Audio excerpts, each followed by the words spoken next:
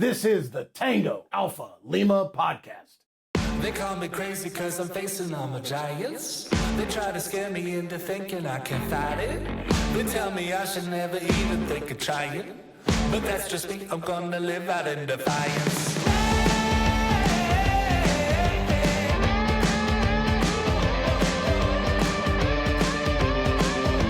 Yeah, I think I like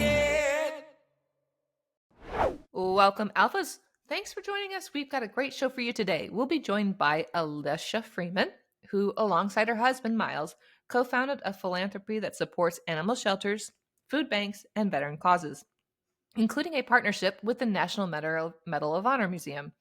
She is the president of Stay in the Fight Veterans Foundation and works tirelessly with the veterans assessing lifelong opportunities for rehabilitation, or better known as VALOR. It's an equine therapy program. I'm excited to chat with her because horses and veterans, but mostly horses. So, hey, Joe, happy International Podcast Day. Thank you so much for what did you get me? I got you the smile. Oh, it's a good soft smile. That would be great in like a wedding photo. That was perfect. I have spinach in my teeth, so that would have been a Spinach. Happy International Podcast Day. Today, September 30th, 2025 is a day to celebrate the power of podcasts. Since 2014, the International Podcast Day team has focused on showcasing independent podcasting talent from around the world and raising the awareness of a growing industry. They are dedicated to crafting a lively celebration that the podcasting industry can rally around. In celebration of International Podcast Day, I'd like to know what has been your favorite episode of the Tango Alpha Lima podcast and why. Let's see here. What do you think? Well, we've had so many great chats. Goodness. Obviously, because it's fresh in my mind, was Ken Burns, of course. Yeah. But I mean, Montel Williams was great. I'm going back. So, but from this year alone, sheesh. I mean, dare I say every single person we talk to, but I agree. I like people that make me think. I like when somebody explains something in a way that gives me more questions. If I had to pick one in particular, partially because it is fresh in my mind as well, Rod Rodriguez at the convention. I mean, he is such a powerhouse for veterans, and I'm so sorry. What was I forget the lady's name that is running the Memorial Foundation. Holly will probably find it in a minute. I'm so bad with names, but I've known him for a few years. Jennifer Ballou. And she's a host of the new podcast. So I'm going to tattoo that on my forearm so I don't ever forget it again. Anyway, I really enjoyed that one. Plus, I think that we're due a memorial. I would love for us to have a place where we can go as OIF, OEF veterans. I think it's time. So, but Alphas, get on Apple Podcast or Spotify or YouTube or MySpace or wherever you're listening and drop us a comment. Let us know what your favorite Tango Alpha Lima episode is and why. And if we get some good comments, we'll come back later this season and share them. And if one podcast celebration day is not enough for you, National Military Podcast Day is October 5th. You heard it here first. We're double dipping, baby. Hey, it might be a thought too that if you like our show, maybe you could rate or review us. We could do that would be special. You know what? I don't want to be a retired staff sergeant anymore. I want to be a 5-star general. So make us a 5-star rating on. I like that. Yeah, I like that. Okay, Alphas, please stick around. We'll be right back with our very, very special guest right after the break. The reason that I'm serving because not only we serve our nation, we serve individual units, we serve individual veterans and their family. And so service doesn't end when you're not on active duty. As a matter of fact, it actually increases because there's a need throughout the United States for veterans and their family. And so I want to do my part as long as I have the physical and mental capability. And as you notice on my jacket, it says servant leader. And so to answer your question, that's what leaders do, we serve. And so here we are in Washington, D.C. Can you go? Oh, we got plenty more. Okay. I'm already here. Okay.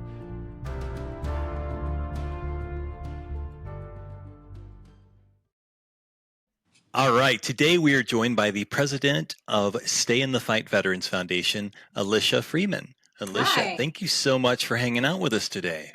Absolutely. I'm so excited. Thank you for having me. I'm really honored to be in your presence. So thanks for the invite. Of Welcome, course, our Alicia. digital presence. So, full disclosure, Alicia, I was totally fangirling on you so hard. Oh, really? Yeah. So, at the risk of sounding super creepy, we have a lot of things in common. First of all, you raised your kids while owning and operating salons. My mom was a cosmetologist while raising us and managing our horse farm. You served you served as the president for promoting art in the schools, right? And so Yep. after my military service, I had a little grassroots photography school downtown, and we supplemented arts programs in the Charleston area after the budget cuts forced them to Wow. close a lot of the art programs. And lastly, well, maybe not lastly, but there was a ton. Anyway, my husband and I both exclusively wore Wiley X ballistic protection during our service. So imagine my surprise to see that that's one of your company's endeavors. One of the so many things that you do, which is amazing. Yeah. So Wiley X is our family-owned business. My father-in-law started it in 1987. He actually bought into another optics business. He came out of New York. He was in the warehouse industry. That got a little crazy. I call it, he was mob adjacent. So he kind of needed to leave that industry. He had his young family, so they moved out to California, where my mother-in-law's family was, and he was looking for another business to invest in. And he saw this little ad in the newspaper. Remember that back in the day? And it was, to buy into this optics company. So he went and he looked, and it all kind of made sense. And so they went down that road together. And then eventually he bought out his partner. Later on, he brought the boys into the business. They rebranded, made it Wiley X, what it is today. And yeah, it's been in the family since 1987. And so now my father-in-law has passed, and my husband and his brother run the company. That's awesome. Yeah. Another cool connection I found, Alicia, was that I have had horses my whole life. Even when I was in the service, I'd find a place to go get on the back of a horse. Yeah. I have to say they were really integral in my mental rehabilitation after coming home from TDYs or deployments, but most especially after being hurt. And you've been involved with equine therapy programs since what, 2012? About 2012. Yeah. Okay. About 2012. Have you always been involved with horses? What compelled you to get involved? I haven't always been involved with horses. I grew up in Wisconsin, kind of out in the country, and some of our neighbors had horses, some of my friends. And so we would go and really, I was kind of raised feral, I call it, latchkey kid from the 1980s. And so we would just go out and hop on some of these horses and just ride around. And I've never had a proper riding lesson, or I hadn't until I was an adult. And I've just always had a passion for horses. So then fast forward to 2012, I was going through a divorce. Things were really ugly, and dealing with doctors and attorneys and lawyers and judges and just all this stuff. And I was in a pretty dark place. And I was like, you know what? I need to do something. So I ended up we were living in California at the time, and I ended up at this little equine facility that worked with kids with mental and physical challenges. And I got there, and I remember being this family rolled up, they opened their van, and this kid comes out in a wheelchair, and I'm like, who thought this was a good idea?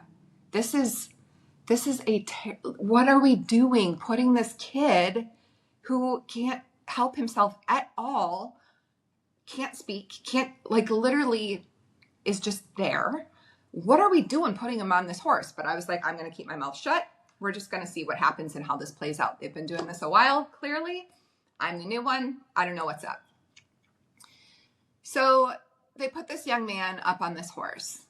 And sorry if I get a little emotional because it hits me every time I think about it.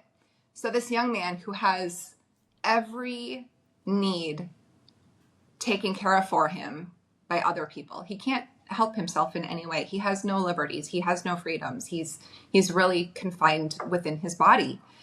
And he gets up on that horse and he's got no communication, right? Can't talk to you, can't say anything. He gets up on that horse and they put his hands on the horn and he gives 2 taps. Those 2 taps meant walk on. And that horse started walking. Oh, wow. And for me, I was transformed that day. That's communication. He shared what he wanted to do. And for the next probably half an hour, he walked around the arena and he would walk on. And then when it was time to whoa or stop, he would give 1. And that was his communication, right? He was talking with that horse. They were in a relationship. They were working together. They were partnering. And for me, I was like, you know what? Anything I have going on in my life, I can't complain. I cannot for 1 second. Yes, it's ugly. It's gross. It's bad. Ugh. But seeing him up on that horse that day turn into a cowboy and being able to command this, 12 to 1,400 pound beast with just a couple of taps, I was transformed and I fell in love with it.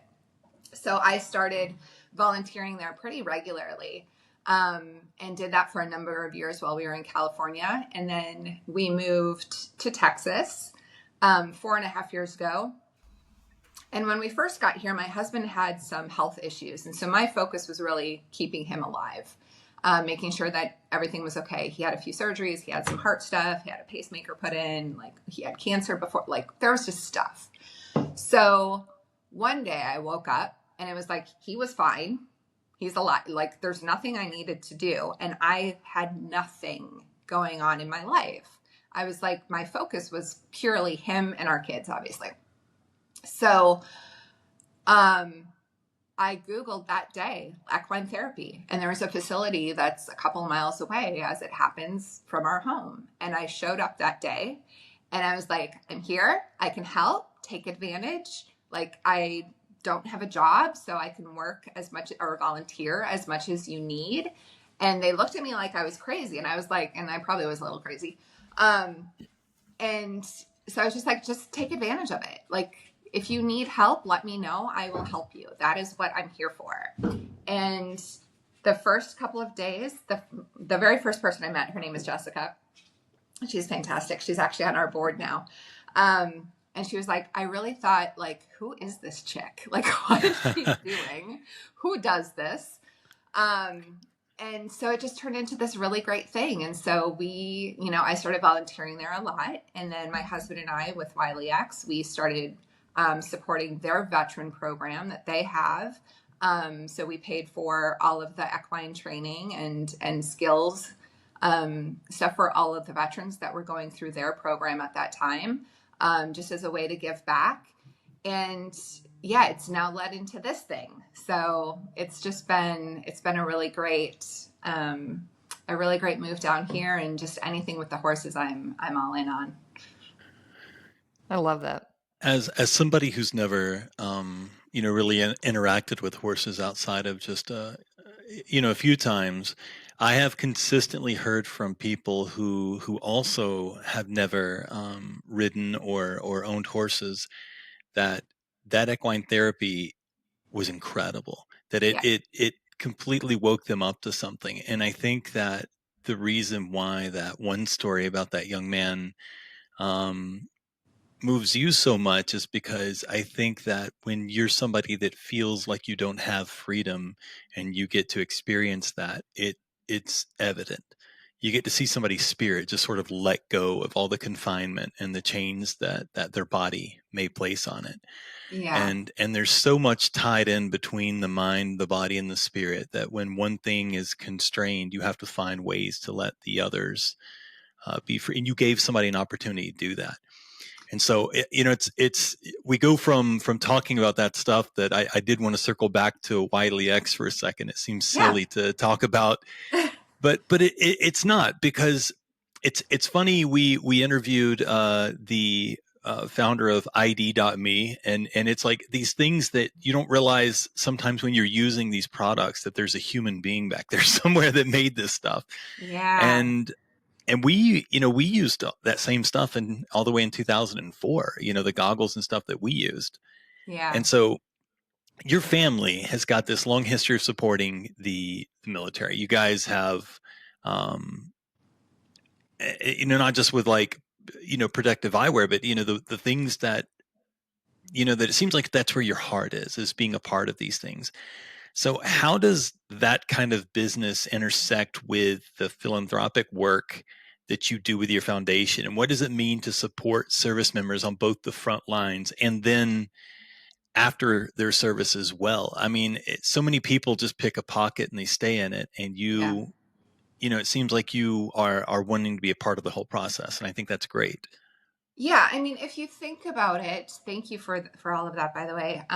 If you think about it, we wouldn't have the lifestyle that we have. We wouldn't have the business we have. We wouldn't have any of this without our military. That, things were humming along. They were going pretty well since 1987. The business was tracking and like doing pretty well. And then stuff kind of fell apart in the Middle East in the, mid 90s. And we were fast tracked to be a government supplier. And so that really propelled the business. And so it took it from, doing normal to just overnight things changed. And that's great for a variety of reasons. Obviously, it gives us this really great lifestyle. We have great employees. We're taking care of all of them and the whole thing. But we also recognize that we wouldn't be where we are without the military, the veterans, the people who got us there. And the fact that so many people come up to us at conventions or different events we're at, or they find out, we'll wear our shirts if we're at a race, a NASCAR race or something. And we have these people, these men and women that come up to us and they're like, listen, your product saved my life. How can you not want to do whatever you can for those people? These people who sign the dotted line and put their lives on the line for the rest of us back here at home who continue to work and do things and ride horses and whatever we do, right? There's people out there right now, today, that are defending us. And so we need to, when they come back, and that's a big part of Stay in the Fight Veterans Foundation and everything that we're doing, when they come back, we need to give them a soft landing space, right? Yeah. We need to make that transition a little bit better because they've gone and done things on our behalf that we've asked them to do as a country, and it's damaged them a little bit.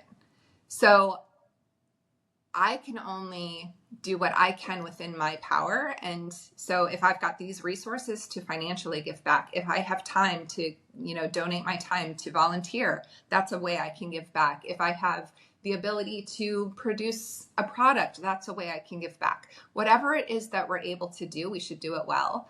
And ultimately, at the end of the day, for me and for us kind of as a family is, so many of these men and women have gone and they went with good intentions and they went as whole individuals and they've come back broken. So how can we help piece them together? Like, how can we kind of put back some of those puzzle pieces? And I'm going to tie it in a little bit also with the equine stuff that we're doing with Stay in the Fight. And you brought it up earlier and, just you've not really been around horses. And a lot of the people that we deal with through the Valor Project, which is what we support here in Collin County. So Valor is run through our local judge's office, so our Veterans Court and our Sheriff's Department. They've worked together and they've created this really great model. So they bring people from all over the state of Texas who have low-level crimes, have ended up in the justice system and might need to go away for a little bit of time. But instead of treating them like a normal average Joe inmate, they're veterans and they address that from the beginning, right? So they're brought up here to Collin County and they're able to do basically like a rehabilitation for their incarceration time. So it's a 180-day mandatory stay. And in that 180 days, you have your morning session, which is like going out into the community, performing community service works. And then in the afternoon, you do classes and lessons, and you're doing therapies of different sorts and all these things, right? So they've run this program for about 15 years now here in Collin County, and it's very successful. It's fantastic. So one of the things that they wanted to add to it was this equine portion. And that's how I got involved with it. I was talking to the sheriff and with the judge, and we kind of came up together, and this thing kind of happened. It's a much longer story than that, but that's the nuts and bolts of it. So the very first day that we show up on site, we're having this, have a bunch of the men and women from the facility coming out to a local ranch. They're working with a horseman, whatever. And we have this one man by the name of Aaron. And Aaron is probably 6'5", 6'6", probably 280. Like, he's a big dude, right? He's a big dude. He's got a TBI, and he was completely shut down. Like, there was no communication. Eyes were down. Anytime we tried to communicate with him, anything we did, it was such a challenge. And really not talking, really like, here's how you tie a knot. Here's how you do this thing. Like, here's how you put the saddle on. And it was just all thumbs for him. Right. So about day 3, our horse person looks over and he's like, Aaron, I've got the perfect job for you today. And so Aaron's like, big puppy dog eyes, like, okay, what's this going to be? And it's kind of like dealing with like a giant 12-year-old with Aaron. That's kind of where he's at. So he puts this chair in the arena, and he's like, sit in that chair. So Aaron sits down, and then he's like, hold this rope. So Aaron holds this rope.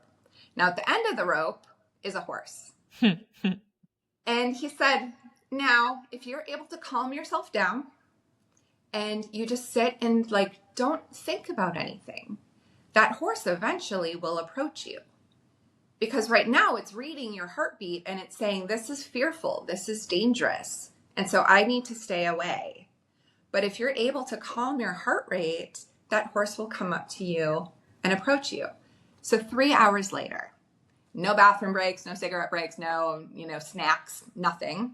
This horse comes up and starts to nuzzle Aaron's neck.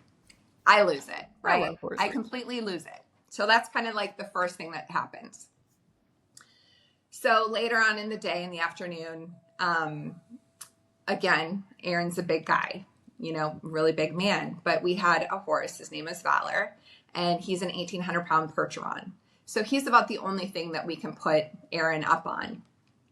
So it's end of the day. Everybody has been riding different horses and doing things, and Aaron wasn't participating. So it's like, okay, buddy, this is your time. Like, we're going to do this. So he comes up to the mounting block. He gets on. I say, all you need to know is whoa. That's the only thing you really need to know. If things get crazy and you're upset and you want off, pull back to your belly button. Whoa. And he's like, okay. So he takes off, and we have someone leading him around the arena. And I'm not kidding you. 2 to 3 minutes later, by the time he gets back to me, he says, Miss Alicia, does someone else want to turn? Now, I've been with this man for the last 4 days, and I've not heard him speak. Uh-oh. Something happened in that time, in that 2 to 3 minutes. By the time he got back to me, something switched. And I'm not going to give all the credit to the horse because he's just the tool in this. I give the credit to Aaron. He opened himself up. He allowed himself to overcome some of his fears and be brave, and something just changed. So he gets off the horse, and we can't shut this kid up. Like, he's talking to everybody, and he's like, hey, did you see me? I was on Valor. Did you see me doing these? I walked around the barrels, and everybody in that unit, because it is run like a barracks. It's not run like a jail. It's run like a barracks. They were all so supportive. And yeah, man, we saw you. That was amazing. Like, good job, right? Like, and you think about it, all of these men and women are, for lack of a better word, like, they're in the worst time of their life. They're recovering from drugs and alcohol. They're in jail. They're like all of these things, but we're providing these little glimmers of hope.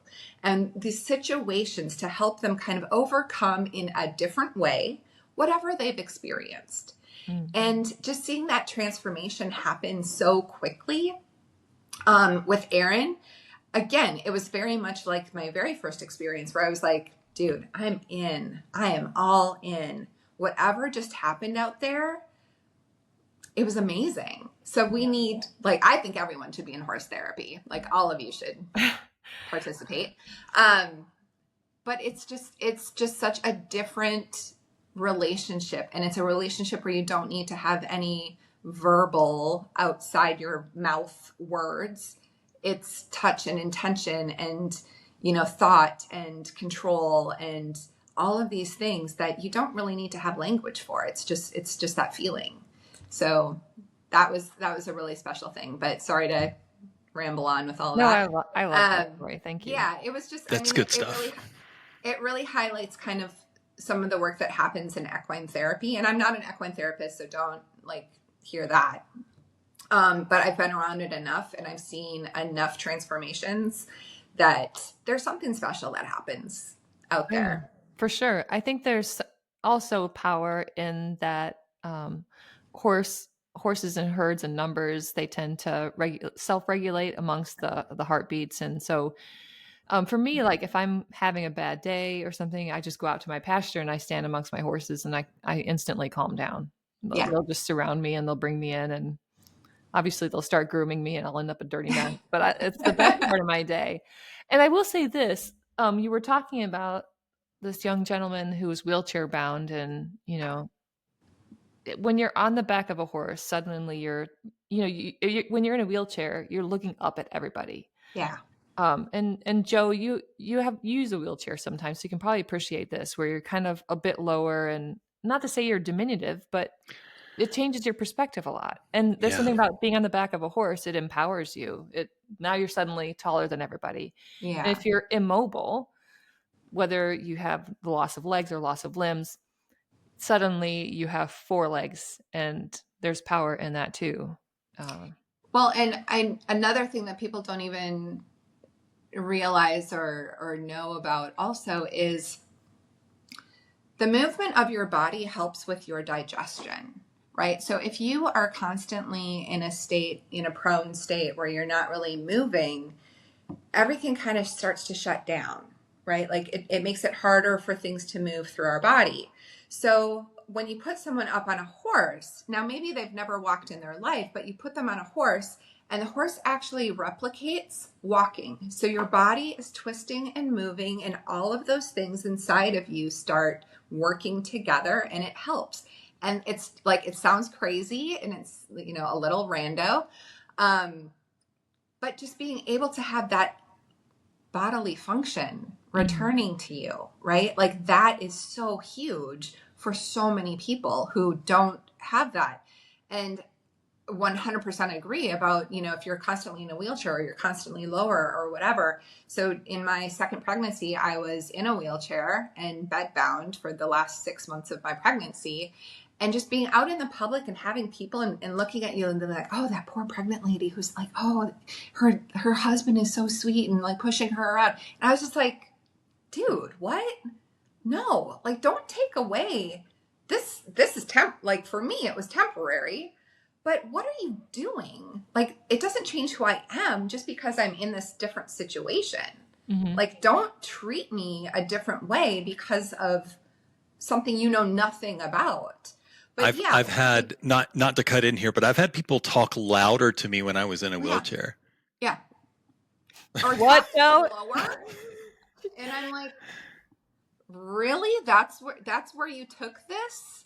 Because, okay. All right. And, again, it's all about the education. You got to educate people and meet them where they are, and that's fine.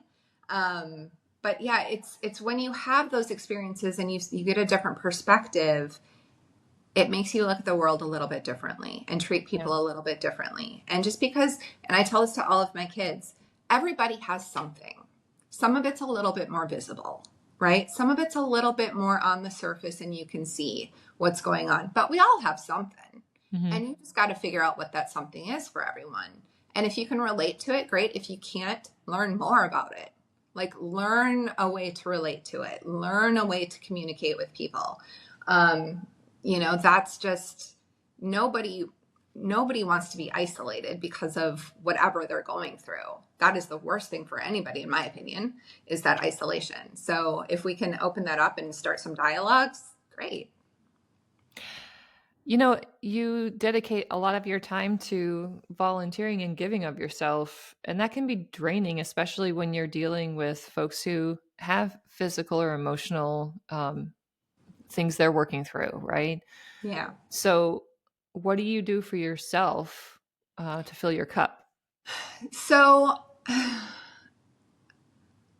I have always, I don't know, I think I'm built a little bit differently. So number one, I'm not like a super emotional person, and that definitely helps me with different things that I do. And I never try and place my own perspective on a situation. I really try and understand where other people are coming from.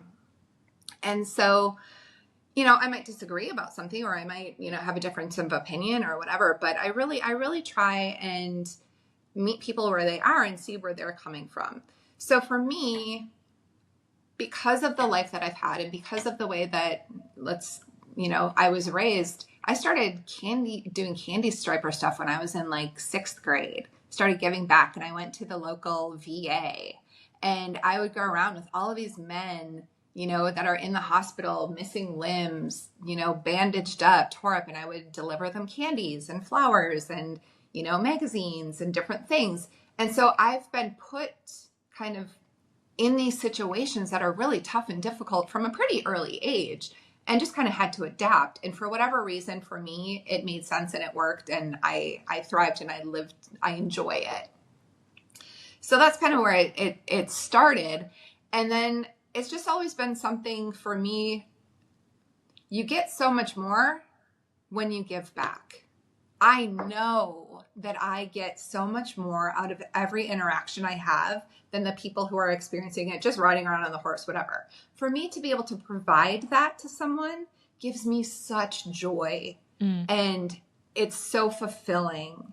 And so that spirit of volunteerism for me is it's a huge part of my life. And I've been very blessed to be in a position where I'm able to do that I am able to have this time to do that. And I get it. Not everybody does. But if you're able to, even in a small way, give back in some small way, I truly feel like people get so much more out of it. And so a lot of the things that I do, and I do a variety of different volunteer things as well. I'm going through some training to be a baby holder at Cook Children's Hospital here in North Dallas area. Dealing with the NICU babies that are really precious and tender, and, their moms and dads can't be with them all the time. And so to be able to come in and provide them some comfort and some care and some tenderness when they need it the most, what a great gift is that? And the fact that it is tough and it is hard work, and it's not sexy, and it's not, glamorous in any way, shape, or form, but it's that human element that I think truly we're lacking a little bit of in this day and age. And so if we can give a little bit of that back to the universe, I'm here for it. I'm sorry, did you have something, Stacey? I don't want to. No, go ahead. You say it's not glamorous, and of course it's not. And it's not sexy, it's not beautiful. But I think for people that do that sort of thing or have been through things, especially as you get older, there's an attractiveness to someone who's been through something and handled it with grace. When you see someone, sometimes you can tell where somebody is by how they carry their scars.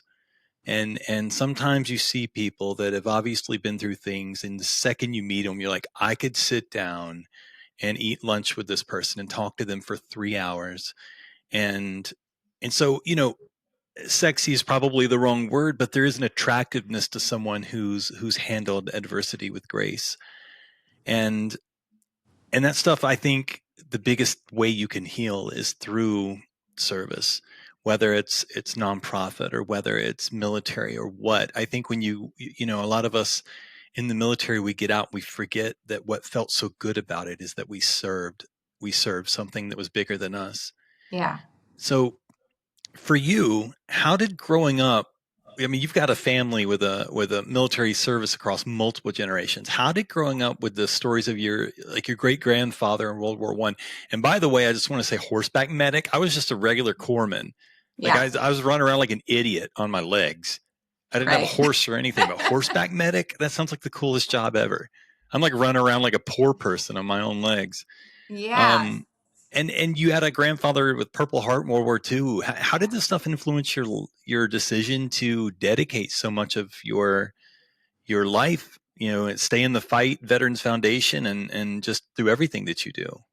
So it's really funny because, yes, my great-grandfather was a horseback medic, and I don't know So a lot cool. about him. I know. How cool. How cool. And if you think about it, I mean, not to like go too over the top with all the horse stuff because we've talked about it a lot, but all of our families in their history, like every generation before us pretty much, has had horses involved in their life somehow, right? Like there weren't cars, there weren't engines, there weren't these things. So we used horses and we relied on them. And they were part of our family and they were taken care of because they provided something to us and we provided something to them. And really, I mean, if you look back, like all of us in our history, our families somehow have been involved with horses. So yes, my great-grandfather was a horseback medic. I don't know a ton about him. We've got a couple of photos. I know I have one photo of him on horseback, which is super cool. And I love it. It's framed up on my wall. My grandfather and my grandmother lived a block away from us. So my grandfather, Carl Wilkie, he served in World War II. He was injured in Papua New Guinea. And then he spent some time in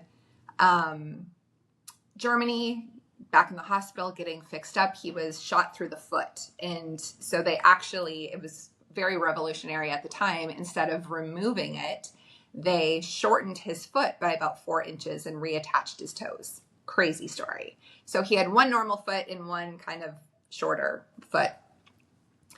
So I grew up a block away from them. And like I said earlier, I was raised kind of feral, latchkey kid. My parents worked in school and the whole thing. And so I spent a lot of time at my grandparents' house. And I like telling stories to kind of illustrate what is going on. And it really hit me, especially after like dealing with Aaron and the horseback thing. And it really made me think about my own grandfather, because my grandfather was a man of very few words. He did not talk a lot. And there's a lot of similarities, I think, between Aaron and my grandfather, both through their, service, that stuff happened to him. And so now as an adult, looking back on these situations, that, I would go to my grandparents pretty much every morning before school. My parents would, have to go to work. They would drop me off and I would tiptoe. I had my own key, so I would let myself in and I would tiptoe up the stairs and, avoid the squeaky ones because I wanted to scare my grandparents in bed. And some of the things I remember from that time is I would come in and obviously they'd both be like, "Oh my gosh, you're here. Like, you scared us," right? Like, what great grandparents, like, they knew I was there. But my grandfather had to have sound on all the time. So the radio was on all the time, 24 hours a day. And in their bedroom, AM radio, Farm Report, Paul Harvey, the rest of the story, all of those, all of his time that he spent was with the sound on. They also slept in a double bed. My grandfather was a very large man. My grandmother was not petite. And they always were touching. And it was that grounding and that sound of the radio on just kept some of those perhaps voices out of his head, right? Like all of these different things that I now as an adult can look back on and be like, you know what? He probably did go through some really crazy stuff and he didn't know how to process it. But thank God he had my grandmother who she used every word in the dictionary on a daily basis. The woman, she was a talker. She was very connecting. And so he didn't have to do that. She would fill that gap for him. And they were just such a really great partnership and love story. You know, they married after knowing each other for just a couple of months, like crazy. You know, and they looked out for each other. But my grandfather always gave back as well. He was a big, you know, he was definitely a member of American Legion, VFW. He was a Zor Shriner. He was like all of these things. He gave back his time. And all of the men that served under him, they could show up at any time and he would drop what he was doing. If somebody needed money, if they needed food, if they needed clothes, whatever, transportation, he would drop it and he would help. And that was just, you know, that was really modeled to me by my and I spent a lot of time with my grandparents. So that was really modeled to me. And I didn't understand it as a child necessarily. It just kind of happened and, you know, I witnessed it and it obviously has affected me. But just to be able to give back and to give back to people who need your help, you know, and who want help. Not everybody wants help. So, okay, that if you're not ready for that, that's fine. But just kind of witnessing some of that stuff. And so when this opportunity arose to take over the foundation, and, you know, my husband has always been a worker. He's always been a worker. He's office 9 to 5, working trade shows, doing these things, work. We're on vacation. He's still working. As the owner of the business, you never really get a break from it. So with all of his health stuff, like I mentioned earlier, he's really started to step back at work and started that transition into kind of semi-retirement. So right when that was happening was when Stand the Fight Veterans Foundation was, you know, we were approached, or I was approached to kind of take it over. And I went to him and I was like, listen, we have this opportunity and we could do this thing. And at first he was like, what are you talking about? Like incarcerated veterans? You're insane. No, we're not getting involved. And I was like, just come out, take a look at the program, see what's going on, and then let me know. And he came out and he was like, I get it. I get it now. You know, these men and women, it's another story that we tell sometimes. So they've done something, they had this job and they did it well, you know, their time in the military, and they served and they did it well and they got a little beat up. Yeah. And so they need a place to recoup and get back together. And so when they left the military life, maybe they didn't have that family that was supportive. Maybe they didn't have that spouse who could fill those gaps for them, like my grandmother did for my grandfather, right? Like maybe they don't have that. And so unfortunately, they chose to go down this other path. And then eventually they end up here in North Texas in this place, you know, with Valor, with Stand the Fight, with North Texas Veterans Court, the whole thing. And they're here. And now they have this opportunity. So if we're able to fill them up with other things to kind of heal them and patch them back together before we send them out on their way again to complete a different journey. Yeah. He really, like, it was amazing to me. Like my husband is an amazing man, number one, but he really stepped up and in a way that was so unique and so special. And I think for him also, having the Wiley X name behind it, you know, we'll go into different places and people will say that, oh, the Wiley X, and immediately everybody's, you know, every service member's head turns and they're like, what? And they beeline and they tell these stories and they share these things. And it's like, thank you for that. And here's what we're doing now, right? Here's how we're supporting our troops now. Yes, I'm still part of that. I do that thing. Wiley X is still very active, obviously. But now we're focusing on these group of service members and group of veterans. And here's how we need, you know, to help them and support them in this transition.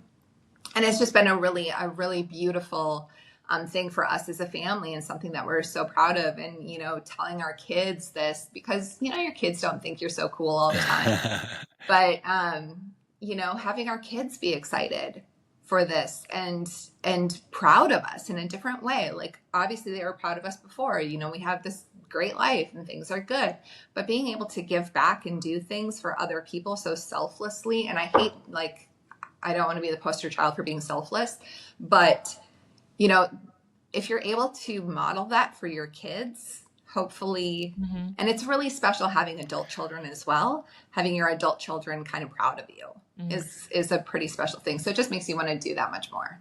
I mean, you're allowed to enjoy being a good person. I mean, I think, you know what I'm saying? You're allowed, there's a little bit of guilt there because sometimes, like, you know, how much of this is pride and how much of this is me doing things for the right reason. But it's okay if you're going to be a little, I do some pretty, if you're going to be pretty, you know, if you're going to be confident about something, doing things for other people is something that I think most people would forgive you being a little proud of yourself for doing. I will say, not that that's what you're doing. There is no impression, Alicia, of you being a braggadocious individual. Braggadocious, I love it. I think it all comes from the heart. No, and everything that you're doing is so absolutely beautiful. And yes, I think setting the example for others. I personally, I'm like you. My love language is doing things for others. And acts of service. Yes, exactly. That's my love language. So I can definitely see that's probably yours as well. Definitely. The acts of service is definitely my love language. Whether it's, you know, cooking for someone or gathering clothes that are being donated for a women's shelter or, you know, whatever that looks like, holding little babies in the hospital, working with the veterans, you know, in this new capacity that we've taken on, you know, anything to give back because we are so fortunate to live in this amazing country and have the freedoms and everything that we have. And that is so special. And I've traveled a lot and I've been to other countries and I've been to other places where they don't have that. Mm-hmm. So you come home and you're like, you know what? It is kind of like a sigh of relief that we get to live in this country where, you know, we don't have to agree on everything, but we still have access to the same liberties and freedoms because of our combined desire for that for our country. You know, this is how we've wanted things to be set up, and we're doing it and we're living it out. And, you know, it's a pendulum, and sometimes it goes a little one way and a little the other way. That's how democracy works. And so the fact that we have access to that we get to watch that play out is pretty special. And that, you know, that's just my own take on it, with my own life experiences. And I know that I have a lot to be thankful for. So if I can give back to other people who maybe didn't have the same advantages, fantastic, you know, and taking over this foundation because of the lifestyle that we've had, it's put us in places to have access to other people who have access to other resources that we need, whether that's financial or donating a horse or donating time or whatever that looks like. You know, because of our business that has built these other relationships that now can help support this in a different way. Our banking partners, absolutely amazing. Texas Capital, love them.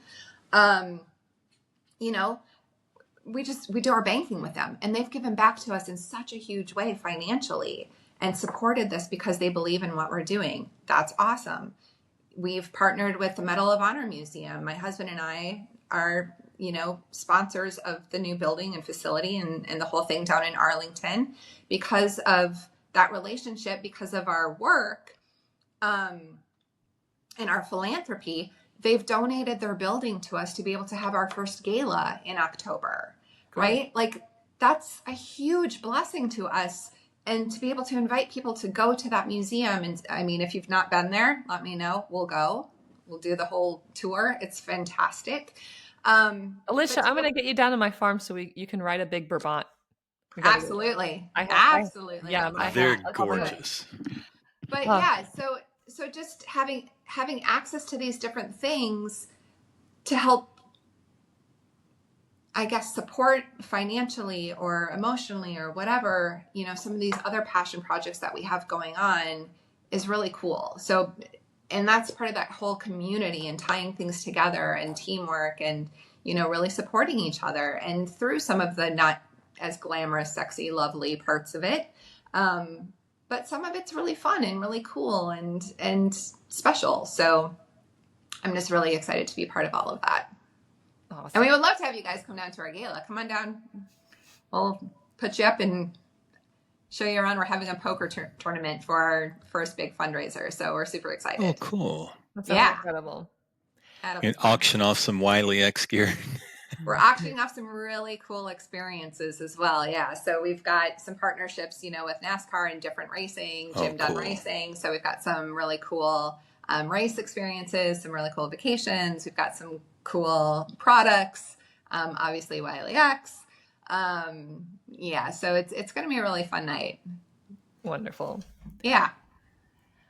Alphas, don't go getting arrested and incarcerated just so you can take part in the equine therapy. Actually, just go find an equine therapy in your own area. And if you're a veteran who is struggling, reach out for help. It's never too late. And there's a whole network of people that are there to support you. So if you're suffering from substance use disorder, or if you're having some mental health challenges, it doesn't make you a bad person. We're here to help. So reach out. Alphas, also be sure to check out Stay in the Fight Veterans Foundation by visiting their website at stayinthefightveteransfoundation.org. While you're there, don't forget to follow those social media channels so you can stay up to date and see what they got going on. Most importantly, if you and your fellow Legionnaires are looking for some volunteer opportunities, I'm sure they have a lot of inspiring ideas. And if you don't have the time or are physically unable, maybe consider a donation. But anyway, we'll have all that information in our show notes. So if you're driving, put the phone down. And Alicia, it was such a pleasure to chat with you, to learn more about you. Alicia, gosh. I'm glad you did it, not me. I was on the verge like twice. Well, Alicia, it was such a pleasure to chat with you. We really appreciate the time that you spent with us today. And really thank you for all that you're doing for the veteran community. Before we sign off, is there anything that we didn't cover that you'd like to discuss? I think we got it. Thank you guys so much. Thank you for hosting this podcast and for having me on and for being a voice for our veterans and that community outreach that is so necessary for everybody. And however we can help support you guys, please don't hesitate, whether it's through Stay in the Fight, whether it's through Wiley X, however, we can support you guys. Don't hesitate to ask. Well, thank you so much. We absolutely appreciate the time that you spent with us today. It really means a lot. And so Alphas, please stick around for some scuttlebutt after the break. In precision marksmanship, you compete against one of your most formidable opponents, yourself. It's different than other sports, but it's also a lot of discipline. I definitely love the intensity and the challenge. I think that has also helped me come out of my shell because we go to so many different places, meet so many new people. You gotta make sure that you're always there in the game at all times. It's nice to have like that sort of head-to-head competition. So just get involved. We'll teach you how. All right, homie Alphas, we hope you had a fantastic break. It is now time for Scuttlebutt. It's your favorite, and it's mine too. Veterans remain more likely to participate in elections and spend more time volunteering with local charities than their civilian peers. Well, that doesn't shock me. But the gap in the civic engagement has decreased in recent years, according to the 2025 Veterans Civic Health Index. I didn't even know that was a thing. It's a new study compiled by the advocacy group, We the Veterans and Military Families, and the National Conference and Citizen. No, I'm just kidding. It's the National Conference on Citizenship. I felt like there should be one more "and" in there.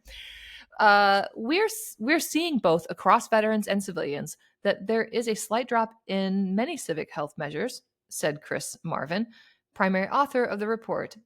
He went on to say, "We should be concerned about that." Yes, agreed. The report first debuted in 2021 and showed a significant gap in veterans' willingness to volunteer with community groups, engage with local officials, and participate in community activities. This year's survey found a smaller gap.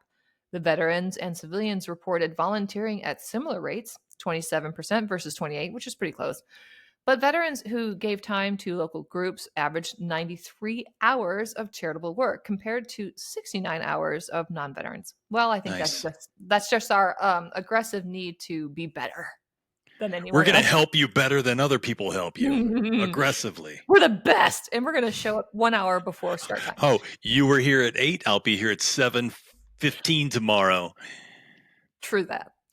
Veterans were also more likely to donate to non-political causes. That's 56% versus 50% for non-veterans, and to spend time talking to neighbors. Why would you ever want to do that? I am not that person. I'm on a farm. Anyway, 33% versus 28% for non-veterans, and belong to local civic groups, 32 versus 25%. But that's why you like your neighbors. Yes, they're horses and dogs. Anyway, nearly 3/4 of veterans surveyed, 73%, voted in the 2024 elections. Did you vote, Joe? I did vote, yes. Compared to about 66% of non-veterans. Maybe that's because we're just so, I don't know, committed to our freedoms and what we fought for. You can't complain if you don't vote. I've always heard that. And even though it's not strictly true, anybody can complain about anything. That's the beauty of America. You can do nothing and still complain about it. Most people do. I personally like to invest in something so I can complain with gusto. This is true. Well, at least have, backing that you tried.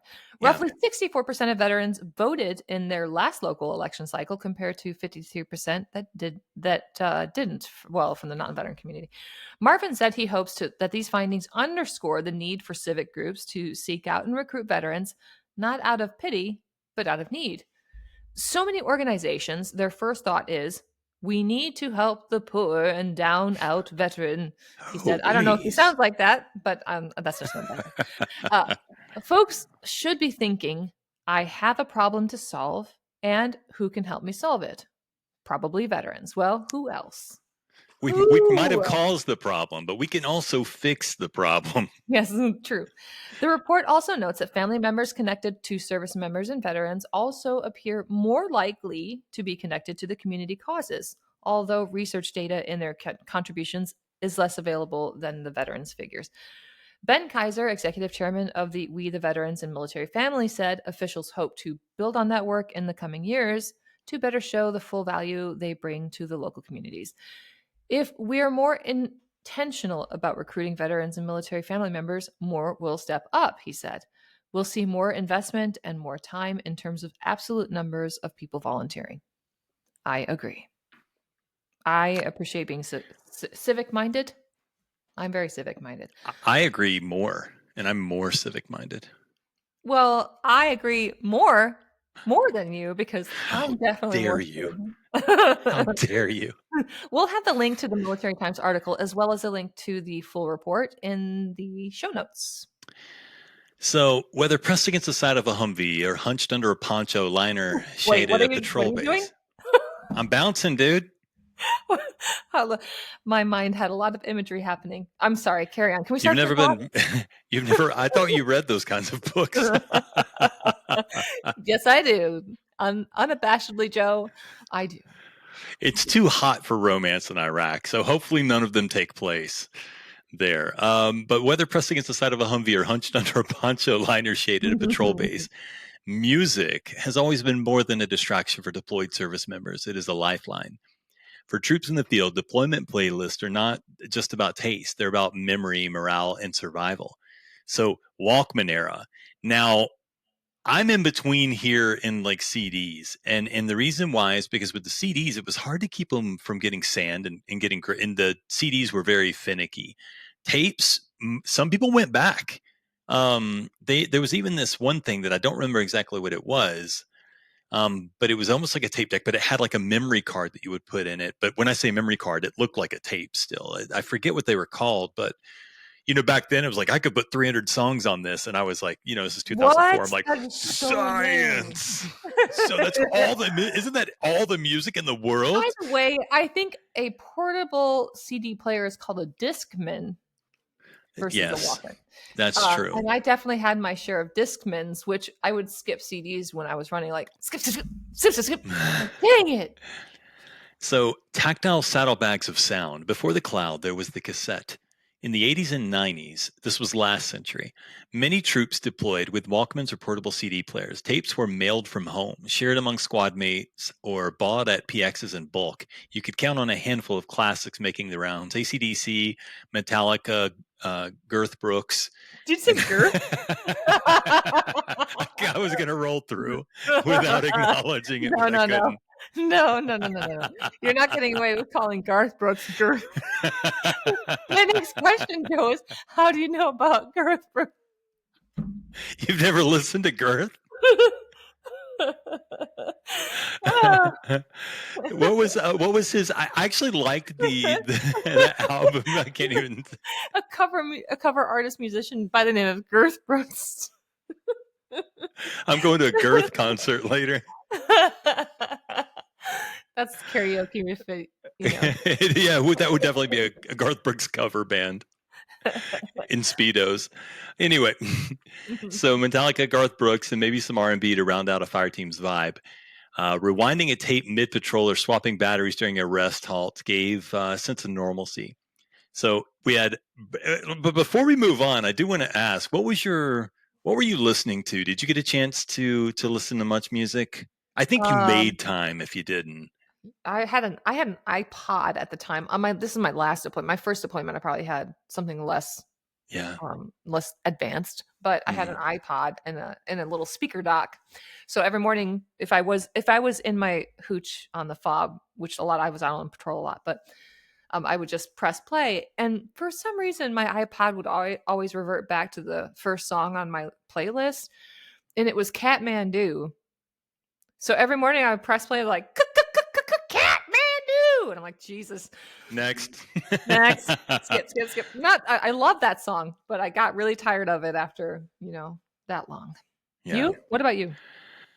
Weirdly, while I was deployed, I listened to my wife's music. That's all I listened to the whole time I was gone. The only album that I listened to that was like my normal music was Limp Bizkit.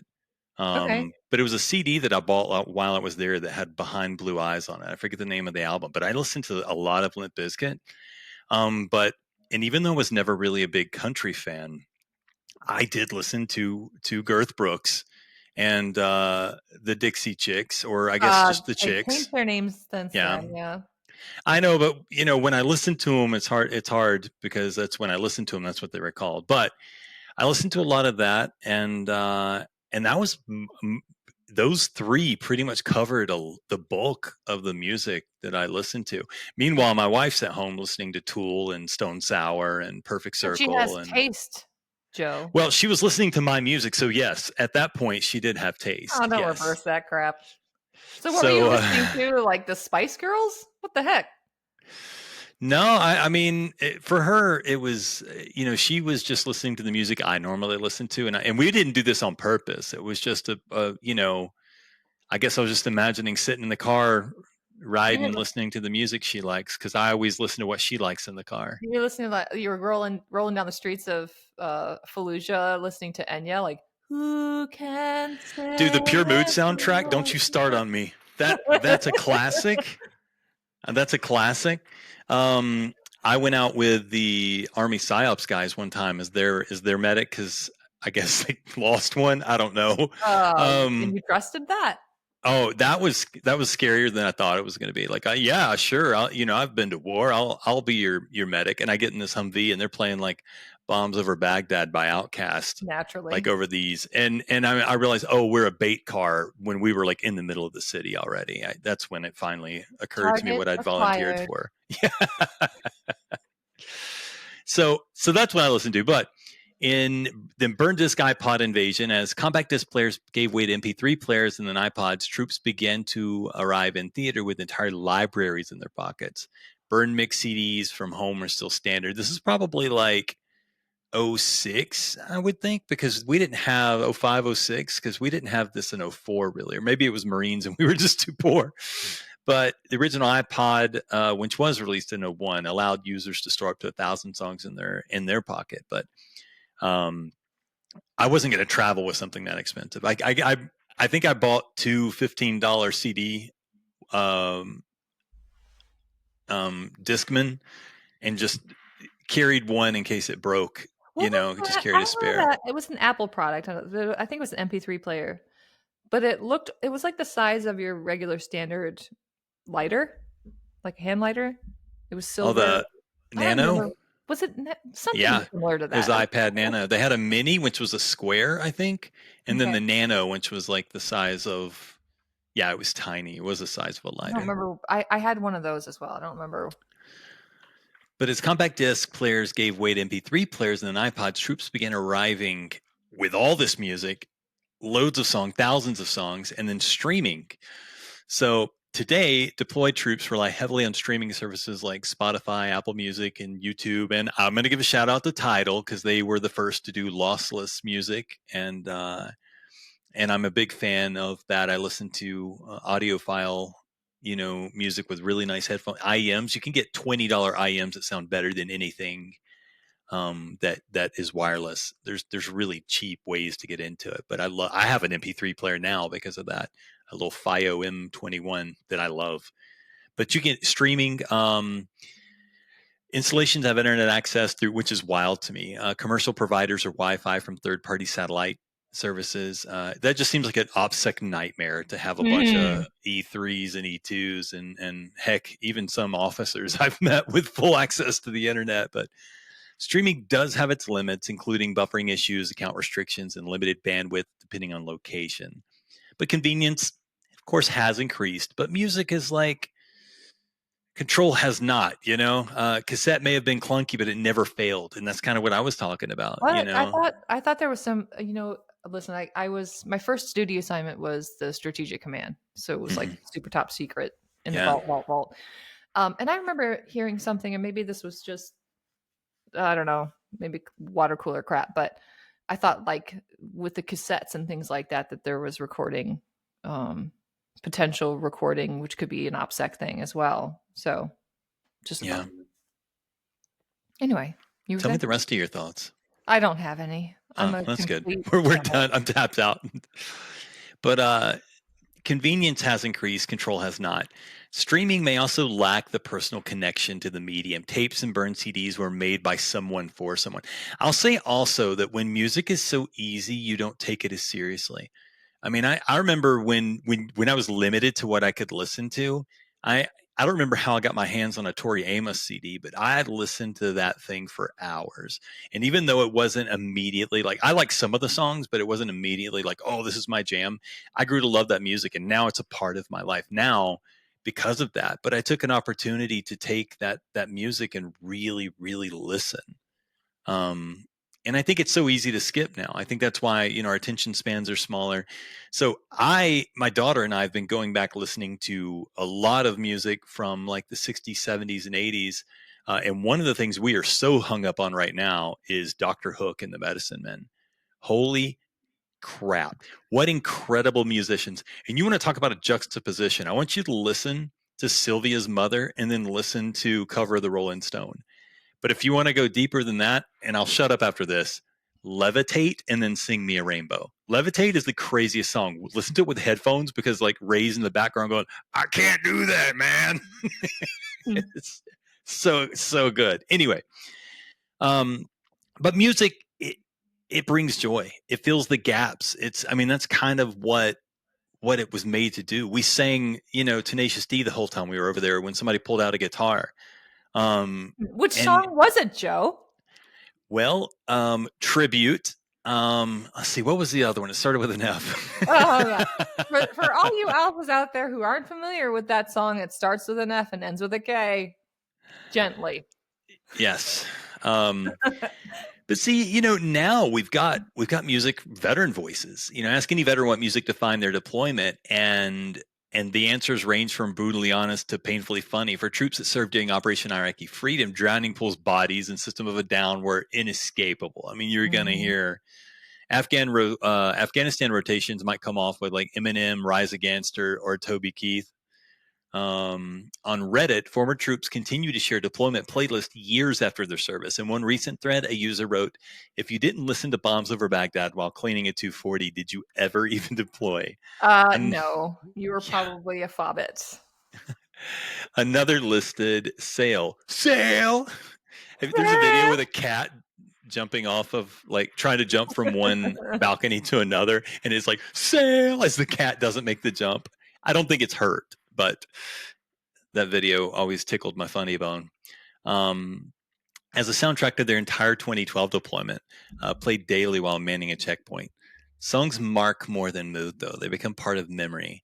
I remember I read this book called Voema, and when I listened to Megadeth, I think of that book nonstop. And I haven't read it in 30 years. What is that song? Back off, I'll take you on, Headstrong. Anyway, Headstrong. I think it's called Headstrong, is it?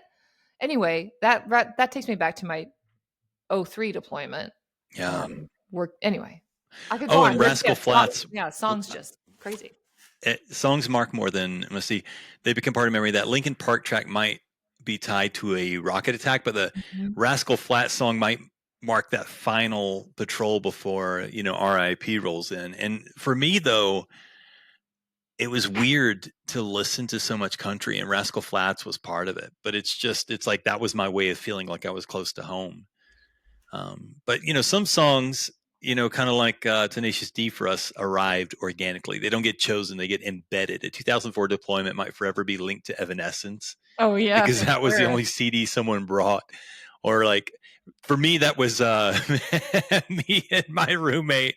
All we had was that R. Kelly. And so anytime we woke up in the morning, it would be like, I don't normally do this, but I mean, that's how I woke up every morning, because you're listening to a pedophile. Listen, we didn't know that then, and the song bopped. Okay, it was the best. It was the only CD we had, and it was we listened to that every morning. So, but that was one of those organic ones. A 2010 tour in Hellman might recall Katy Perry because the Interpreter played it daily. Troops don't always get to choose what music becomes iconic, because sometimes it happens in the moment. Music does a certain thing. It's the way that smells and scents, sight doesn't always do it. Seeing things doesn't bother me, but sometimes the smell or certain music takes me back to a place. Yeah. And I think that's pretty cool. Same. I definitely have a lot of songs that will spark memories, and it's songs that I haven't necessarily heard in a long time. And suddenly they'll just kind of come on, and I'm just sprung back. It's crazy how that can happen. But, yeah, like the classic hit "Freedom Isn't Free" from "Freedom Isn't Free." Oh boy, you know that movie? Try it one more time. No, it's "Freedom Isn't Free." There's a hefty effing fee. It's from that movie, that stupid puppet movie. Yes, Matt Damon. Oh my gosh, Team America. Yeah. Please, yeah. America. So great. It was the worst movie ever. Oh my gosh. I feel like everybody had a stolen copy of it.